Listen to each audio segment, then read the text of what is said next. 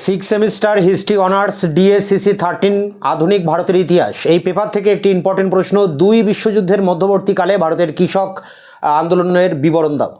তো এখানে 1919 থেকে 1939 এই দুই বিশ্বযুদ্ধের এই মধ্যবর্তী সময়ে ভারতবর্ষে একাধিক কৃষক বিদ্রোহ হয়, সেগুলোর একটি ধারা বিবরণী এখানে তুলে ধরতে হবে। দেখো, মুঘল যুগেও কিন্তু কৃষক বিদ্রোহ ছিল। জাট সতনামী ঔরঙ্গজেবের বিরুদ্ধে এই জাট সতনামীরা বিদ্রোহ করে। পরবর্তীকালে কোম্পানির আমলেও আমরা দেখব যে একাধিক কৃষক বিদ্রোহ হয়। যেমন নীল বিদ্রোহের কথা বলা যায়, এখানে সন্ন্যাসী ফকির বিদ্রোহের কথা বলা যায়, মুন্ডা সাঁওতাল ওরাও সমস্ত বিদ্রোহে কিন্তু উপজাতি বিদ্রোহ হলেও এগুলোতে কৃষকরা ইনভলভ ছিল। পরবর্তীকালে যে কোম্পানি শাসনের অবসানের পর যখন ব্রিটিশ রাজত্ব শুরু হয় 1857, তারপর থেকে একেবারে ভারত স্বাধীন হওয়া পর্যন্ত এই সময় একাধিক কৃষক বিদ্রোহ হয়।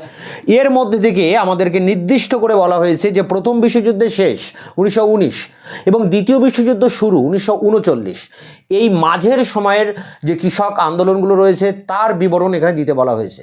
আসলে দুই বিশ্বযুদ্ধের মধ্যবর্তীকালে ভারতের যে কৃষক বিদ্রোহ তার নানা দিক থেকে গুরুত্বপূর্ণ ছিল, কারণ এই সময় কৃষক বিদ্রোহগুলো তাদের যে শ্রেণী চরিত্র সেটা লাভ করে। কৃষকরা নিজস্ব যে একটা জাতি সত্তা তাদের মধ্যে কাজ করে এবং তাদের এই আন্দোলন জাতীয় চরিত্র লাভ করে। জাতীয় কংগ্রেস যখন তৈরি হয় 1885, তারপরে 30 বছর প্রায় গান্ধী ভারতবর্ষে আসার আগ পর্যন্ত 1915 সাল পর্যন্ত এই জাতীয় কংগ্রেস কিন্তু কৃষকদের দাবি দেওয়া নিয়ে, তাদের সুবিধা অসুবিধা নিয়ে মাথা ঘামায়নি, কারণ কংগ্রেসের অনেক নেতা ছিলেন জমিদার, তাই কৃষকদের নিয়ে তারা মাথা ঘামায়নি। গান্ধী ভারতবর্ষে আসার পর এবং রাজনীতিতে যোগদান করার পর, কংগ্রেসে যোগদান করার পর সে চরিত্র, সেই চরিত্রে পরিবর্তন ঘটে। গান্ধী বিহারের চম্পারণে এবং খেড়াতে সত্যাগ্রহ আন্দোলন করেন কৃষকদের নিয়ে। কৃষকদের যে খাজনা বৃদ্ধি করা হয়েছিল তার প্রতিবাদে এই আন্দোলন করেন এবং শেষ পর্যন্ত ব্রিটিশ সরকার খাজনা কমাতে রাজি হয়, অর্থাৎ খেড়া আহমেদাবাদ সত্যাগ্রহ গান্ধী পরিচালনা করেন এবং সেখানে তিনি সাফল্য পান এবং গান্ধী জাতীয় নেতায় পরিণত হন। জুডিথ ব্রাউন, ডেভিড হার্ডিম্যান বলছেন যে গান্ধীর যে নিজস্ব সম্মোহনী ব্যক্তিত্ব, তার চারিত্রিক যে জাদু, তা কৃষকদেরকে আকৃষ্ট করে, কৃষকরা জাতীয় আন্দোলনে অংশগ্রহণ করে। এছাড়া 1916 সালে আমরা জানি যে হোম রুল লীগ তৈরি করেন বাল গঙ্গাধর তিলক এবং শ্রীমতী অ্যানি বেসান্ত। তো এনারা দুজন এই হোম রুল লীগের যে সমস্ত কর্মসূচি তার মধ্যে কিন্তু কৃষকদের দাবি দেওয়া রেখেছিলেন এবং কৃষকদের হয়ে তারা কথা বলেছিলেন। এখানে অমলেশ সুমিত সরকার বলছেন যে 1917 সালে রাশিয়াতে বিশ্বের প্রথম সমাজতান্ত্রিক বামপন্থী সরকার তৈরি হয় কৃষক শ্রমিকদের নিয়ে, সর্বহারা একনায়কতন্ত্র। ফলে তার প্রভাব পরোক্ষভাবে ভারতীয় কৃষকদের উপরেও পড়ে, ভারতীয় কৃষকদের মধ্যে গণচেতনা জাগরিত হয়। আবার 1920 সালে তাসখন্দে মানবেন্দ্রনাথ রায়ের নেতৃত্বে তৈরি হয় ভারতের কমিউনিস্ট পার্টি। ফলে এইগুলোর ভিতর দিয়ে ভারতের যেসব কৃষক শ্রেণীর মধ্যে একটা জাতি চেতনার জাগরণ ঘটে। যুক্তপ্রদেশের সুলতানগঞ্জ, প্রতাপগড়, রায়বেরেলি, ফৈজাবাদ এই সমস্ত অঞ্চলে কৃষক বিদ্রোহ দেখা দেয়, যার নেতা ছিলেন এখানে বাবা রামচন্দ্র দেব, জওহরলাল নেহেরু, মদনমোহন মালব্য, ইন্দ্রনাথ যাজ্ঞিক, এরকম বিভিন্ন ব্যক্তি তারা এই যুক্তপ্রদেশের কৃষক আন্দোলনের নেতৃত্ব দিয়েছিলেন। যুক্তপ্রদেশের বিশেষ করে অযোধ্যা অঞ্চলে মজিদ সিদ্দিকীর বিবরণ থেকে আমরা জানতে পারি যে অযোধ্যা অঞ্চলে তালুকদাররা কৃষকদের উপরে অত্যাচার করতেন, তাদের উপরে জোর করে অতিরিক্ত রাজস্ব আদায় করতেন, নজরানা আদায় করতেন, তাদের দিয়ে বেগার শ্রম খাটাতেন। ফলে এই অযোধ্যা অঞ্চলেও কিন্তু ব্যাপক আকার ধারণ করে এই কৃষক বিদ্রোহ এবং এই অঞ্চলের যারা তালুকদার, সেই তালুকদারদের বিরুদ্ধে কৃষকরা জঙ্গি আন্দোলন করেছিল, অর্থাৎ এই আন্দোলন সহিংস আকার ধারণ করে। ফলে কংগ্রেস নেতারা তাকে সমর্থন করেনি। যুক্তপ্রদেশের এখানে আমরা সীতাপুর, হরদই এবং বারবাকি এই 3 ডিস্ট্রিক্টের কথা বলতে পারি, যেখানে কৃষকরা তালুকদারদের ঘরবাড়ি, খামার, গোডাউন বা বাজারঘাট এগুলো আক্রমণ করে এবং তালুকদাররা এই এলাকা ছেড়ে পালাতে থাকে। এই আন্দোলন, এই যুক্তপ্রদেশের এই অঞ্চলে যে আন্দোলন, তার নেতৃত্ব দিয়েছিলেন মাদারি পাশি বলে এক ব্যক্তি। তিনি পাশি সম্প্রদায়ের কৃষকদের নিয়ে এবং নিম্ন শ্রেণীর কৃষকদের একত্রিত করে এই আন্দোলন পরিচালনা করেন। এই আন্দোলনকে বলা হয় একতা আন্দোলন বা একা আন্দোলন। এরপর আমরা বিহারের দিকে যদি দেখি, বিহারের দারভাঙায় রাজার বিরুদ্ধে সেখানকার স্থানীয় কৃষকরা কিন্তু বিদ্রোহ করেছিল। এবং এই বিহারের দ্বারভাঙায় বিদ্যানন্দ বলে এক ব্যক্তি, তিনি নেতৃত্ব দিয়েছিলেন এবং এই বিদ্রোহ ছড়িয়ে পড়ে মুজাফফরপুর, ভাগলপুর, মুঙ্গের, পূর্ণিয়া এই সমস্ত অঞ্চলে। এরপরে আমরা যদি রাজস্থানের দিকে দেখি, তা রাজস্থানেও কিন্তু পরিস্থিতি অগ্নিগর্ভ হয়ে ওঠে। রাজস্থানে বিজয় সিং বলে এক নেতা, তার নেতৃত্বে কৃষকদেরকে সংঘবদ্ধ করে সামন্ততান্ত্রিক শোষণের বিরুদ্ধে রাজস্থানের জয়পুর এবং মেবার রাজ্যে এই বিদ্রোহ মাথাচাড়া দিয়ে ওঠে বা ব্যাপক আকার ধারণ করে। আমরা যদি অন্ধ্রপ্রদেশে দেখি, অন্ধ্রপ্রদেশের গুন্টুর জেলা কৃষ্ণা গোদাবরী ডিস্ট্রিক্টে এই বিদ্রোহ ব্যাপক আকার ধারণ করে এবং কৃষ্ণা গোদাবরীর, বিশেষ করে উত্তর গোদাবরী অঞ্চলে আল্লুরি সীতারাম রাজুর নেতৃত্বে এখানে আদিবাসী কৃষকরা তারা বিদ্রোহ করেছিল। মূলত বন সংরক্ষণ করেছিল ব্রিটিশ সরকার, তার বিরুদ্ধে এই আন্দোলন হয়। অর্থাৎ অরণ্যে আদিবাসীদের যে অধিকার, সেই অধিকার রক্ষা করার জন্য এই আল্লুরি সীতারাম রাজু অন্ধ্রপ্রদেশের উত্তর গোদাবরী ডিস্ট্রিক্টে এই আন্দোলন পরিচালনা করে, যার নাম রাম্পা বিদ্রোহ। আবার আমরা দক্ষিণ ভারতের মালাবার উপকূলের মোপলা জাতিদের কথা বলতে পারি, যারা হিন্দু জমিদারদের বিরুদ্ধে এবং ব্রিটিশ সরকারের বিরুদ্ধে বিদ্রোহ ঘোষণা করে এবং এখানে ব্যাপক আকার ধারণ করে এই বিদ্রোহ। এবং এই বিদ্রোহ দমন করার জন্য ব্রিটিশ সরকার সেনাবাহিনী পাঠায়, বিদ্রোহ দমন করা হয় এবং এই অঞ্চলের উত্তেজনা কমানোর জন্য জওহরলাল নেহরু এবং মহাত্মা গান্ধী এই অঞ্চলে কিন্তু পরিভ্রমণে গিয়েছিলেন। বাংলাদেশের কথা বলা যায়, বাংলাদেশে এই আন্দোলন মানে কৃষক আন্দোলন এই সময়টায় 1919 থেকে 1920, বিশেষ করে মহাত্মা গান্ধী যখন অসহযোগ আন্দোলন করেন এবং খিলাফত আন্দোলন করেন, তখন ভারতের কৃষক, শ্রমিক, মধ্যবিত্ত শ্রেণীর মানুষ তারা দলে দলে এই অসহযোগ আন্দোলন, খিলাফত আন্দোলনে যোগদান করে এবং ভারতবর্ষের বিভিন্ন অঞ্চলে বিদ্রোহ, কৃষকরা সংঘবদ্ধভাবে বিদ্রোহ পরিচালনা করে। এই সময়কার বিদ্রোহগুলোতে ছিল বিদ্রোহগুলো কৃষকদের আগেও বিদ্রোহ ছিল, কিন্তু এই সময়কার কৃষকরা অনেকটা সংগঠিতভাবে তাদের বিদ্রোহ পরিচালনা করে এবং নেতৃত্ব উপযুক্ত নেতৃত্বের এই বিদ্রোহগুলো পরিচালিত হয়। বিদ্রোহের আগে পরিকল্পনা ছিল এবং বিদ্রোহকে বাস্তবায়ন করা হয়েছিল।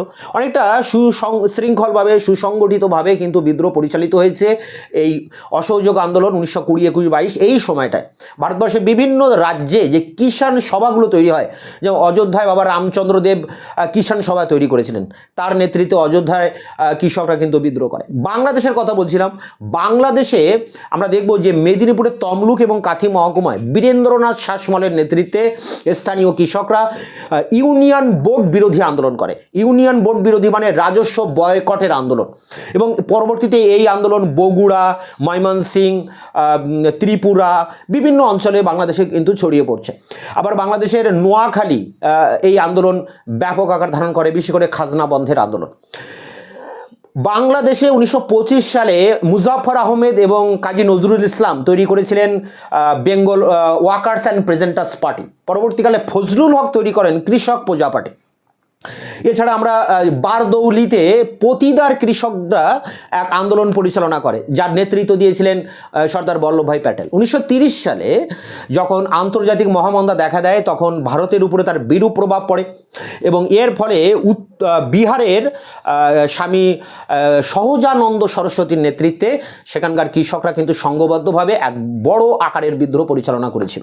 আবার 1940-এর দশকে যদি দেখি, তা দেখব যে কৃষক বিদ্রোহগুলো পূর্বের তুলনায় অনেকটা জঙ্গি আকার ধারণ করে। ভারতবর্ষের দক্ষিণ, পূর্ব এবং পশ্চিম অঞ্চলের কৃষকরা এই জঙ্গি আন্দোলন পরিচালনা করেছিল। 1946 সালে বাংলাদেশে ফ্লাউট কমিশনের সুপারিশের ভিত্তিতে 3/2 ভাগ ফসল নিজেদের অধিকারে রাখার জন্য কৃষকরা জোরদারদের বিরুদ্ধে, জমিদারদের বিরুদ্ধে তেভাগা আন্দোলন পরিচালনা করে। জলপাইগুড়ি, দিনাজপুর, ময়মনসিংহ, 2 চব্বিশ পরগনা, মেদিনীপুর এই সমস্ত অঞ্চলে এই তেভাগা আন্দোলন ব্যাপক আকার ধারণ করে। আবার দক্ষিণ ভারতে বিশেষ করে হায়দ্রাবাদের কথা বলতে পারি। হায়দ্রাবাদের নিজামের ছিল 5 কোটি বিঘা জমি, 30 লক্ষ কৃষক সেই জমি চাষ করতেন।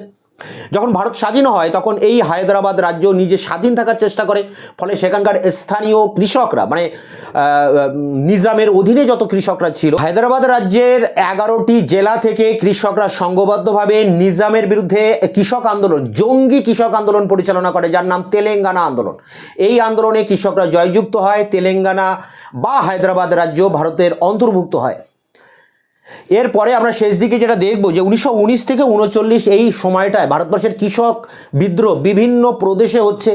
বিভিন্ন প্রদেশে যে কৃষক সভাগুলো হয়েছে, কিষাণ সভাগুলো হয়েছে, তাদের নেতৃত্বে, বিভিন্ন নেতার নেতৃত্বে এই আন্দোলনগুলো, কৃষক আন্দোলনগুলো পরিচালিত হয়েছে।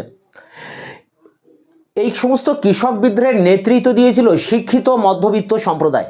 অনেক সাম্যবাদী সমাজবাদী নেতা তারা প্রথম দিকে এই কৃষক বিদ্রোহের হাত ধরেই কিন্তু উঠে আসে এবং জাতীয় রাজনীতির যারা উজ্জ্বলতম নক্ষত্র বা তারা মহাত্মা গান্ধী, জওহরলাল নেহরু, মদনমোহন মালব্য, এখানে সর্দার বল্লভভাই প্যাটেল, এরকম বিভিন্ন ব্যক্তি, তারা কিন্তু সুভাষচন্দ্র বসু, এরা কিন্তু কৃষক বিদ্রোহ পরিচালনা করেছিলেন। তবে কৃষক বিদ্রোহের সব থেকে বড় দুর্বলতা এটাই যে কৃষকদের মধ্য থেকে কোনো নেতা উঠে আসেনি, কৃষক সম্প্রদায় থেকে কোনো নেতা উঠে আসেনি এবং কৃষকরা সাধারণ যে অর্থনৈতিক কর্মসূচি তার ভিত্তিতে সারা দেশের কৃষকদেরকে ঐক্যবদ্ধ করতে পারেনি। এছাড়া বাংলাদেশ এবং পাঞ্জাবের কৃষকদের মধ্যে সাম্প্রদায়িক ভেদবুদ্ধির বিকাশ ঘটে, যাকে কাজে লাগিয়ে ষড়যন্ত্রীকারী ব্রিটিশরা ভারতকে বিভাজন করে, ভারতকে ভাগ করে। তাই এই সময়টার যে ইতিহাস 1919 থেকে 1939 ভারতের কৃষক আন্দোলনের ইতিহাস একটা গুরুত্বপূর্ণ সময়। এই সময় যেমন শ্রেণী চরিত্র ধারণ করছে, ভারতে যে অসহযোগ আন্দোলন, আইন অমান্য আন্দোলন, ভারত ছাড়ো আন্দোলনের মতো যে গণ আন্দোলনগুলো পরিচালিত হচ্ছে তার প্রধান শক্তি ছিল কিন্তু কৃষকরা। আবার কৃষকদেরকে আলাদাভাবে কমিউনিস্ট বা বামপন্থী রাজনৈতিক দলগুলো তারা সংঘবদ্ধ করেছে এবং তারা তাদেরকে নিয়ে আন্দোলন করেছে। তো অনেক সময় দেখা যায় যে জাতীয় আন্দোলন থেকে অনেকটা দূরে ছিল এই কৃষকদের আন্দোলন, কারণ তাদের পরিচালনা করছিল কমিউনিস্ট দল। কৃষকদের মধ্যে যে শ্রেণী চেতনার জাগরণ ঘটে তারা সেই শ্রেণী সংগ্রামের দ্বারা পরিচালিত হচ্ছিল, জাতীয় আন্দোলনের সাথে তারা সবসময় কিন্তু যুক্ত ছিল না। যখনই গান্ধীজি বৃহত্তর আন্দোলনের ডাক দিয়েছে তখনই কৃষকরা এই আন্দোলনে এসে ঝাঁপিয়ে পড়েছে এবং এই কৃষকদের মধ্যে সাম্প্রদায়িক ভেদবুদ্ধি আবির্ভাব ঘটলে সেটাকে কাজে লাগিয়ে দেশকে দুভাগ করা হয়। তো এই হচ্ছে ঘটনা। এগুলো সংক্ষেপে নোটসের মধ্যে এবার আমি তুলে ধরছি তোমাদের সামনে। দুই বিশ্বযুদ্ধের মধ্যবর্তীকালে কৃষক আন্দোলন, 20 নম্বরের প্রশ্ন উত্তর। দুই বিশ্বযুদ্ধের মধ্যবর্তী সময়ে ভারতের কৃষক আন্দোলন নানা দিক দিয়ে তাৎপর্যপূর্ণ। এই পর্বে কৃষক আন্দোলন শ্রেণী চরিত্র লাভ করেছিল। আন্দোলনগুলি স্থানীয় অভাব অভিযোগকে কেন্দ্র করে গড়ে উঠলেও সেগুলির বৃহত্তর জাতীয় চরিত্র লাভ করেছিল। সাবলটান ঐতিহাসিকরা মনে করেন এ পর্বের কৃষক আন্দোলনের মধ্যে সহকর্তৃত্ব ছিল। এগুলির পরিকল্পনা, বাস্তবায়ন ও নেতৃত্বে কৃষকদের ভূমিকা ছিল। বৃহত্তর কংগ্রেস আন্দোলনের সঙ্গে কৃষক আন্দোলনের ঘনিষ্ঠ যোগাযোগ ছিল। গান্ধীজির ভারতীয় রাজনীতিতে প্রবেশ ও প্রতিষ্ঠা কংগ্রেস আন্দোলনের চরিত্রে বিপুল পরিবর্তন ঘটিয়েছিল। গান্ধীজি চম্পারণ 1917 এবং খেড়া 1918 কৃষক আন্দোলন পরিচালনা করে কৃষকদের সমস্যার সঙ্গে পরিচিত হন। জাতীয় নেতা হয়ে বসেন। তার গণমোহিনী ব্যক্তিত্ব কৃষকদের অনুপ্রাণিত করেছিল। শাহিদ আমিন, সতীনাথ ভাদুড়ি ও ডেভিড হার্ডিম্যান কৃষক ও নিম্নবর্গের মানুষের উপর তার সম্মোহনী প্রভাবের কথা উল্লেখ করেছেন। জুডিথ ব্রাউন ও অমলেশ ত্রিপাঠী গান্ধী চরিত্রের জাদু ব্যাখ্যা করেছেন।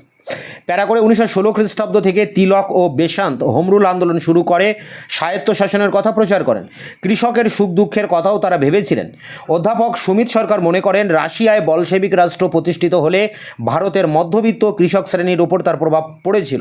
1920 খ্রিস্টাব্দের 17 অক্টোবর ভারতের তাসখন্দে ভারতের কমিউনিস্ট পার্টি প্রতিষ্ঠিত হয়। ওই বছর থেকে গান্ধীজি খিলাফত ও অসহযোগ আন্দোলন শুরু করেন।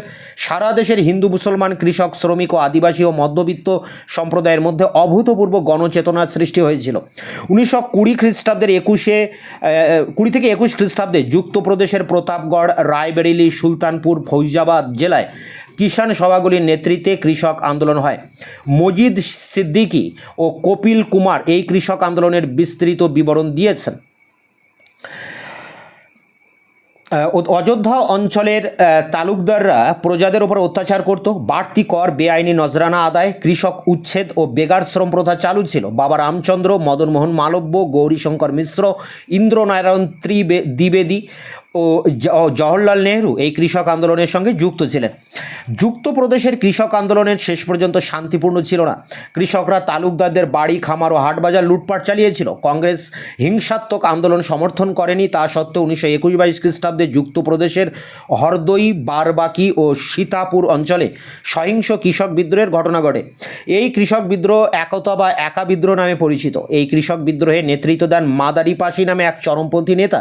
পাশি জাতিসহ নিম্নবর্গের কৃষকদের পক্ষ নিয়ে তিনি বিদ্রোহ করেন। 1919 থেকে 20 খ্রিস্টাব্দে বিহারের দ্বারভাঙা রাজের বিরুদ্ধে বিদ্যানন্দের নেতৃত্বে কৃষক আন্দোলন হয়েছিল। এই আন্দোলন মুজাফফরপুর, ভাগলপুর, পূর্ণিয়া ও মুঙ্গের জেলায় ছড়িয়ে পড়েছিল। প্রথম মহাযুদ্ধের সময় থেকে ভারতের জিনিসপত্রের দাম বেড়ে চলেছিল, আর সেই সঙ্গে ছিল জমিদারি অত্যাচার। 1921 খ্রিস্টাব্দে গান্ধীজির অসহযোগ আন্দোলনের সময় মালাবারের দক্ষিণে মোপলা কৃষকরা হিন্দু জমিদার জেনমি এবং সরকারের বিরুদ্ধে সশস্ত্র বিদ্রোহ করেছিল। সরকার সেনাবাহিনী পাঠিয়ে এই সশস্ত্র ধর্মীয় ও আর্থসামাজিক বিদ্রোহ দমন করেছিল। উত্তেজনা প্রশমনের জন্য সর্বভারতীয় নেতা গান্ধী ও জিন্নাহ সেখানে গিয়েছিলেন। প্যারা করে দেখো, 1920 থেকে 21 খ্রিস্টাব্দে রাজস্থানের পরিস্থিতি অগ্নিগর্ভ হয়ে উঠেছিল। এখানে কয়েকজন উগ্রপন্থী বিপ্লবী নেতা কৃষকদের মধ্যে চেতনার সঞ্চার করেন। মেবার ও জয়পুর রাজ্যে কৃষক আন্দোলন হয়েছিল।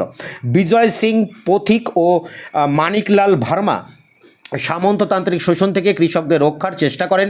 অসহযোগ আন্দোলনের সময় অন্ধ্রপ্রদেশের কৃষ্ণা, গুন্টুর ও গোদাবরী জেলায় কৃষক ও আদিবাসীরা আন্দোলন করেছিল। অন্ধ্রের সবচেয়ে উল্লেখযোগ্য কৃষক বিদ্রোহ হল উত্তর গোদাবরী অঞ্চলে আল্লুর সীতারাম রাজু পরিচালিত রামপা বিদ্রোহ 1922 থেকে 24। সাঁওতাল, মুন্ডা, ভিল, গোন্ড প্রভৃতি আদিবাসী মানুষজন জমিদার ও মহাজনদের শোষণের শিকার হয়। আদিবাসীদের অরণ্যের অধিকার রক্ষা করা ছিল এই আন্দোলনের অন্যতম লক্ষ্য। কংগ্রেস রায়তওয়ারি অঞ্চলে রাজস্ব বৃদ্ধির বিরোধী ছিল। সরকার অন্ধ্রের গোদাবরী অঞ্চলে রাজস্ব বৃদ্ধি করলে বেন্নেতি সত্যনারায়ণ, দাত্তু নারায়ণ রাজু, টি প্রকাশম ও কোন্ডা বেঙ্কটাপাইয়া প্রমুখ কৃষক নেতারা আন্দোলন গড়ে তোলেন। প্যারা করে দেখো এবার বাংলাদেশ। 1920 থেকে 21 খ্রিস্টাব্দে গান্ধীজির অসহযোগ আন্দোলনের সময় বাংলার কৃষক আন্দোলন হয়েছিল। মেদিনীপুর জেলায় কাঁথি ও তমলুকে বীরেন্দ্রনাথ শাসমলের নেতৃত্বে ইউনিয়ন বোর্ড বিরোধী আন্দোলন হয়েছিল। ওই সময় পাবনা, বগুড়া ও রামপুরহাটে কৃষক প্রতিরোধ আন্দোলন গড়ে উঠেছিল। নোয়াখালী ও ত্রিপুরায় কৃষকরা খাজনা বন্ধের আন্দোলন করেছিল। 1925 খ্রিস্টাব্দের পর বাংলায় ওয়াকার্স ও পেজেন্টার্স পার্টি গঠিত হয়। এ দলের নেতারা কৃষকদের অধিকার রক্ষার কাজে এগিয়ে আসেন। কবি নজরুল ইসলাম, মুজাফফর আহমেদ ও অতুল গুপ্ত এই আন্দোলনের সঙ্গে যুক্ত ছিলেন। পরে ফজলুল হক গঠন করেন কৃষক প্রজা দল বা কৃষকদের স্বার্থ রক্ষার দিকে নজর দিয়েছিল। 20-এর দশকে সবচেয়ে উল্লেখযোগ্য কৃষক আন্দোলন হলো বারদৌলির পতিদার কৃষকদের আন্দোলন। 1928 খ্রিস্টাব্দে এই কৃষক আন্দোলনের নেতৃত্ব দেন সর্দার বল্লভভাই প্যাটেল। রাজস্ব বৃদ্ধি ছিল এই কৃষক আন্দোলনের প্রধান কারণ। এই আন্দোলনটি সারা ভারতের কৃষক আন্দোলনের উপর প্রভাব বিস্তার করেছিল। বারদৌলি হয়ে উঠেছিল কংগ্রেস আন্দোলনের এক বড় ঘাঁটি। আন্দোলনের চাপের কাছে নথি স্বীকার করে সরকার রাজস্ব কমাতে বাধ্য হয়েছিল। প্যারা করে 1930-এর দশকে কৃষক আন্দোলনে গতি সঞ্চার করেছিল দুটি ঘটনা। একটি হলো 1929 থেকে 34 খ্রিস্টাব্দ পর্যন্ত বিশ্ব অর্থনৈতিক মহামন্দা, অপরটি হলো গান্ধীজি পরিচালিত আইন অমান্য আন্দোলন। অর্থনৈতিক মন্দার ফলে কৃষিজাত পণ্যের দাম পড়ে যায়, কৃষকের কর ও ঋণের বোঝা বেড়ে যায়। বিভিন্ন বামপন্থী দল ও সংগঠন কৃষকদের সংঘবদ্ধ করার কাজে মনোনিবেশ করেছিল। বিহারে স্বামী সহজানন্দ সরস্বতী কিষাণ সভা গঠন করে কৃষকদের অধিকার রক্ষার সংগ্রামে নেমেছিলেন। অন্ধ্রে রায়তদের সংগঠন গড়ে তুলেছিলেন অধ্যাপক এন.জি. রঙ্গ। উত্তরপ্রদেশে কৃষক আন্দোলন তীব্র আকার ধারণ করেছিল। রাজস্ব বয়কট আন্দোলন কার্যত সব সরকারি করবন্ধের আন্দোলনে পরিণতি লাভ করে। বারাবাকি, রায় বরেলি ও এলাহাবাদে কৃষকরা জমিদারের বিরুদ্ধে আন্দোলন গড়ে তুলেছিল। কালকা, উড়িষ্যা, অন্ধ্র, বিহার, মধ্যপ্রদেশ ও বাংলায় জোরদার কৃষক আন্দোলন হয়েছিল। পাঞ্জাবে কিষাণ সভার নেতৃত্বে ভূমি রাজস্ব হ্রাস, জলকর ও ঋণ হ্রাসের দাবি করা হয়েছিল। বাংলার কৃষক আন্দোলনের নেতৃত্ব দিয়েছিলেন ওয়াকার্স অ্যান্ড পেজেন্টার্স পার্টি এবং কৃষক প্রজা দল। ময়মনসিংহ, ঢাকা, ত্রিপুরা, বগুড়া, রংপুর ও নোয়াখালীতে জমিদার ও মহাজনদের বিরুদ্ধে কৃষক আন্দোলন হয়েছিল। প্যারা করে দেখো এই পর্বের কৃষক আন্দোলনের সবচেয়ে বড় ঘটনা হলো 1936 খ্রিস্টাব্দের এপ্রিল মাসে লখনৌতে সর্বভারতীয় কিষাণ সভা গঠন। অন্ধ্রের কৃষক নেতারা এ ধরনের সর্বভারতীয় প্রতিষ্ঠান গঠনের প্রস্তাব দিয়েছিলেন। কিষাণ সভার প্রথম অধিবেশনে সভাপতি নির্বাচিত হন অধ্যাপক এন.জি. রঙ্গ। সম্পাদক হন স্বামী সহজানন্দ সরস্বতী। সর্বভারতীয় কিষাণ সভার দাবি সনদের মধ্যে ছিল জমিদারি ব্যবস্থার উচ্ছেদ, ভূমি রাজস্বের শতকরা 50% হ্রাস, ঋণ বাতিল, বেগার প্রথার অবসান এবং অরণ্য সম্পদের উপর কৃষকের অধিকারের স্বীকৃতি। এসব দাবির সমর্থনে কিষাণ সভা মিছিল ও সভা সমিতি করেছিল। 1936 খ্রিস্টাব্দের 1 সেপ্টেম্বর সারা ভারত কিষাণ সভা বা কিষাণ দিবস পালন করা হয়। বিহারের মুঙ্গের জেলায় বারহাইয়া তালে জমিদারি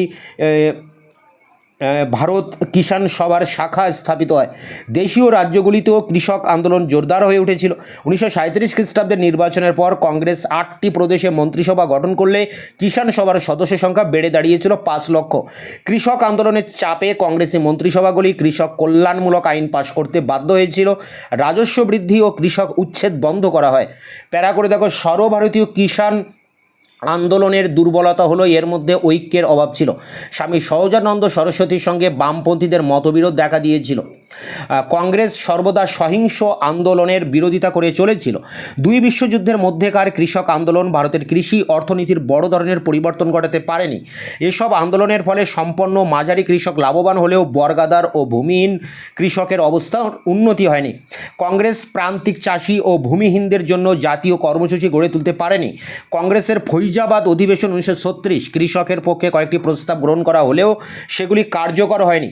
তবে উল্লেখ্য, এই পর্বের কৃষক আন্দোলন ভবিষ্যৎ সংস্কারের পথ প্রশস্ত করে দিয়েছিল। জমিদারি প্রথার উচ্ছেদ বা বর্গাদারদের স্বার্থরক্ষামূলক আইন প্রণয়ন এ পর্বের আন্দোলনের জন্য সম্ভব হয়েছিল।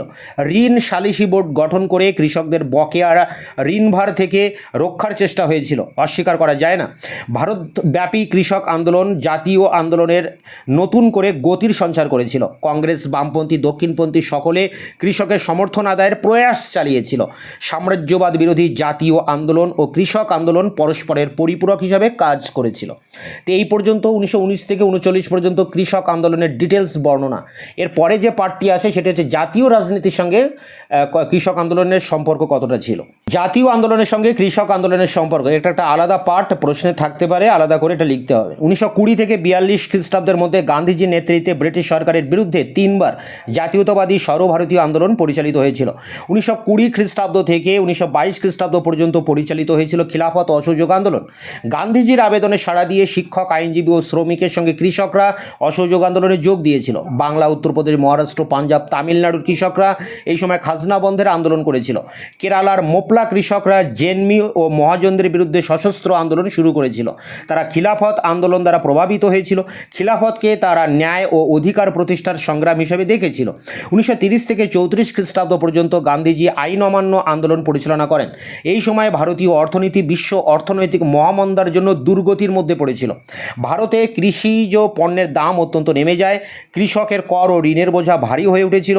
এই পরিস্থিতিতে কৃষকরা করের পরিমাণ হ্রাস, সামন্ত প্রথার অবসান, জমিতে কৃষকের অধিকারের স্বীকৃতি এবং ঋণ মুকুবের দাবি করতে থাকে। কংগ্রেস নেতারা এ সময় কৃষকদের অনেক দাবি দেওয়া মেনে নিতে বাধ্য হয়েছিলেন। কংগ্রেসের ফৈজপুর ও করাচি অধিবেশনে ভূমিকর ও ভূমি রাজস্বের পরিমাণ হ্রাস করতে বলা হয়েছিল। সেই সঙ্গে কংগ্রেস প্রস্তাব নিয়ে বলেছিল সামন্ত কর সব তুলে দিতে হবে, কৃষকের ভূমির অধিকারের স্বীকৃতি, ঋণের উপর স্থগিতাদেশ এবং সাধারণ কৃষকের ন্যূনতম মজুরি নির্ধারণ করার দাবিও তোলা হয়েছিল। এই সব দাবি কংগ্রেস সরকারের কাছে রেখেছিল। প্যারা করে দেখো, 1937 খ্রিস্টাব্দের সাধারণ নির্বাচনের পর 8টি প্রদেশে কংগ্রেস মন্ত্রিসভা গঠিত হয়। এই মন্ত্রিসভাগুলি দু বছর বিভিন্ন প্রদেশে শাসনকার্য পরিচালনা করেছিল। সর্বভারতীয় কিষাণ সভা এবং প্রাদেশিক কিষাণ সভাগুলি কংগ্রেসি মন্ত্রিসভার কাছে কৃষক কল্যাণমূলক সংস্কার আইন আশা করেছিল। বিহারে এ সময় প্রবল কৃষক আন্দোলন দেখা দেয়। সেখানকার কৃষকরা জমিদারের খাস জমি বখস্ত থেকে কৃষক উচ্ছেদ বন্ধ করার দাবি জানিয়েছিল। বিহার সরকার কৃষকদের দাবি মেনে নিয়ে 1938 খ্রিস্টাব্দে বখস্ত আইন পাশ করে কৃষক উচ্ছেদ বন্ধ করেছিল। তাছাড়া কৃষকদের দাবি অনুযায়ী সব জমির উপর 25% ভূমিকর হ্রাস করা হয়। কৃষকের জমি হস্তান্তরের অধিকার মেনে নিয়ে জমিদারের প্রাপ্য সেলামি কমিয়ে দেওয়া হয়। 30-এর দশকের শেষ দিক থেকে কৃষকরা জমিদারি ব্যবস্থার উচ্ছেদ এবং রায়তোয়ারি অঞ্চলে ভূমি রাজস্ব স্থায়ীভাবে ধার্য করার দাবি জানাতে থাকে। কিন্তু কংগ্রেস সরকার কৃষকদের এসব দাবি মেনে নিতে পারেনি। বামপন্থী ঐতিহাসিকরা মনে করেন কংগ্রেস ব্রিটিশ সরকার ও জমিদারদের স্বার্থ রক্ষার চেষ্টা চালিয়েছিল। কংগ্রেস সরকারের রক্ষণশীল নীতির জন্য কিষাণ সভার সম্পাদক সহজানন্দ সরস্বতী বিরক্ত হয়ে পদত্যাগ করেন। গান্ধীজি দুটি কারণে কৃষকদের পক্ষ নিয়ে ব্যাপক বৈপ্লবী সংস্কারের কর্মসূচি গ্রহণ করতে পারেননি। তার ধারণা হয়েছিল জমিদারদের বিরুদ্ধে কৃষক আন্দোলন হলে এই শ্রেণী ব্রিটিশ সরকারের সঙ্গে যোগ দিয়ে জাতীয় আন্দোলনকে দুর্বল করে তুলবে বা দুর্বল করে ফেলবে। দ্বিতীয়ত, তিনি শক্তিশালী ব্রিটিশ সরকারের সঙ্গে দুর্বল নিরস্ত্র কৃষকদের সংঘাত এড়াতে চেয়েছিলেন। এরকম পরিস্থিতিতে কৃষকরা ক্ষতিগ্রস্ত হবে বলে তিনি মনে করেন। প্যারা করে দেখো, ভারতের জাতীয় আন্দোলন ও কৃষক আন্দোলন ছিল পরস্পরের পরিপূরক। খিলাফত অসহযোগ আইন অমান্য ভারত ছাড়ো আন্দোলনের সময় কৃষকরা দলে দলে জাতীয় আন্দোলনে যোগ দিয়েছিল। কৃষকদের ব্যাপক যোগদানের জন্য এই আন্দোলনগুলি বিশাল গণ আন্দোলনের রূপ নিতে পেরেছিল। একথা ঠিক, জাতীয় কংগ্রেস পরিকল্পিতভাবে কৃষি ও কৃষকের উন্নয়নমূলক কর্মসূচি গ্রহণ করতে পারেনি। তা সত্ত্বেও কৃষকরা জাতীয় নেতাদের আহ্বানে স্বতঃস্ফূর্তভাবে সাড়া দিয়েছিল। কৃষকদের অর্থনৈতিক দাবির সঙ্গে সাম্রাজ্যবাদ বিরোধিতা এবং দেশের স্বাধীনতার দাবি যুক্ত হয়েছিল। 1928 খ্রিস্টাব্দে কলকাতায় জাতীয় কংগ্রেসের অধিবেশনে কৃষকরা বিশাল সংখ্যায় যোগ দিয়ে কংগ্রেস নেতাদের স্বাধীনতার সপক্ষে প্রস্তাব গ্রহণ করতে বাধ্য করেছিল। জাতীয় নেতারা কৃষকদের দাবিগুলিকে জাতীয় কংগ্রেসের কর্মসূচির অন্তর্ভুক্ত করতে বাধ্য হয়েছিলেন। জাতীয় কংগ্রেস ও কৃষক আন্দোলন সাম্রাজ্যবাদ বিরোধিতায় ঐক্যবদ্ধ হয়েছিল। 30-এর দশকের মধ্যভাগে কংগ্রেসের মধ্যে সমাজতন্ত্রী দল গঠিত হলে কৃষকদের আন্দোলন আরও শক্তিশালী হয়ে উঠেছিল। সাম্যবাদীরা কৃষক আন্দোলনের সঙ্গে ঘনিষ্ঠভাবে যুক্ত হয়েছিল, তবে জাতীয়তাবাদী কৃষক নেতাদের অনেকে সমাজতন্ত্রী ও সাম্যবাদীদের প্রভাবিত কৃষক আন্দোলন থেকে সরে দাঁড়াতে থাকেন। প্যারা করে দেখো, 40-এর দশকের মধ্যভাগ থেকে ভারতের কৃষক আন্দোলন ক্রমশ উগ্র জঙ্গি রূপ নিতে থাকে। ভারতের পূর্ব, দক্ষিণ ও পশ্চিম প্রান্তে সশস্ত্র কৃষক আন্দোলন দেখা দেয়। বাংলায় কৃষকরা 1946 থেকে 47 খ্রিস্টাব্দে তেভাগা আন্দোলন শুরু করেছিল।